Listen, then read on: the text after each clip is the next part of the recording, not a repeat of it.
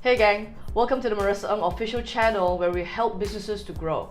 So today's question that I have for you is a very interesting one. How many of you are delegating your work to your employees just to find that the work makes its way back to you and it's back on your to-do list? And some of you are still getting busier and busier despite hiring more and more people. So what's wrong with that, and what are some mistakes that business owners are making in delegating their work?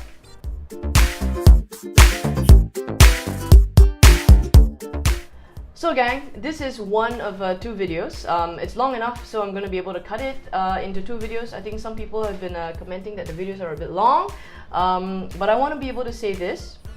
There are many reasons why these delegation boo-boos happen. I call them delegation boo-boos. Now, why do these happen? Now, this video is not a theoretical academic video, but it's one where I've noticed a lot of leaders and a lot of business owners do, and I decided to make this video so that you can check in with yourself and ask yourself, you know, what are some of the mistakes that you're making out there that is getting you busier and busier despite having a ton of other resources around you.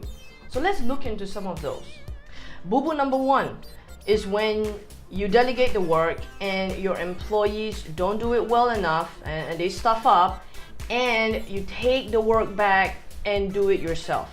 Now that is the quickest, easiest, most biggest mistake a lot of business owners make. Why? Because it's so easy to take the work back and do it because you're saying that I can do it faster, why don't I get it done? Now your employees are shaking their pom-poms and going, yay, I've got him to do the work for me. So that is one very, very big mistake. Number two, you delegate too close to the deadline. So in your mind, yeah, I'll get this done in 5 days. But for your employee, if you're going to delegate successfully, you've got to allocate at least 3 times the time needed to get it done, because it's got to go back and forth with you to make sure that it's done right.